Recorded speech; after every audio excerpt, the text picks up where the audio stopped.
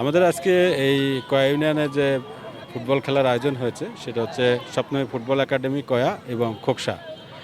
আমার এই খেলার মেসেজ হচ্ছে যে বর্তমান সময়ে যে ধরনের মাদকদ্রব্য বিভিন্ন জায়গায় ছড়িয়ে পড়েছে, তো আমরা যদি গ্রাম পর্যায়ে এরকম খেলার আয়োজন করতে পারি তাহলে তরুণ সমাজ এই খেলাকে ভালোবাসবে এবং সমাজের যে খারাপ দিকগুলো হয় সেখান থেকে সরে আসবে।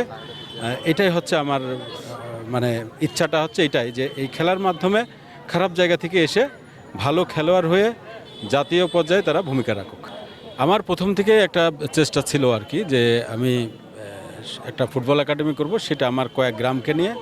এখানকার ছেলেপেলে খেলবে, এরা ভালো খেলবে, এদের এই তরুণরা খেলবে, এই তরুণদের দিকে পার্শ্ববর্তী এলাকা শিখবে, তারপরে এভাবে সারা দেশ এরকম সারা বাংলাদেশে ছড়িয়ে যাবে। এই উদ্দেশ্যেই কিন্তু তরুণদের ব্যাপক সাড়া পাচ্ছে। এবং আপনারা আজকে দেখতে পাচ্ছেন যে আজকে শুধুমাত্র একটা সাধারণ খেলার আয়োজন, সেখানেই দেখেন যে এখানে প্রায় 500-700 দর্শক হাজির হয়েছে শুধুমাত্র এই খেলাকে কেন্দ্র করে।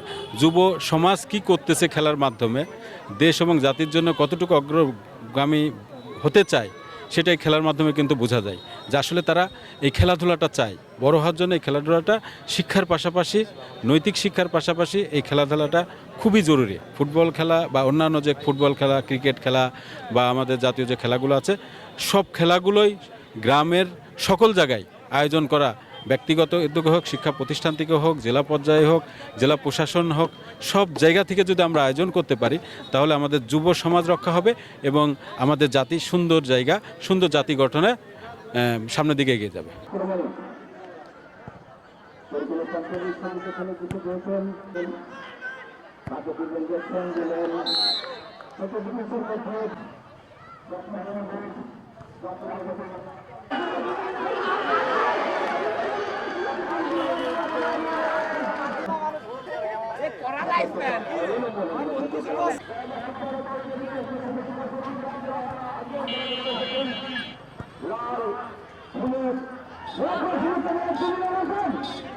লাল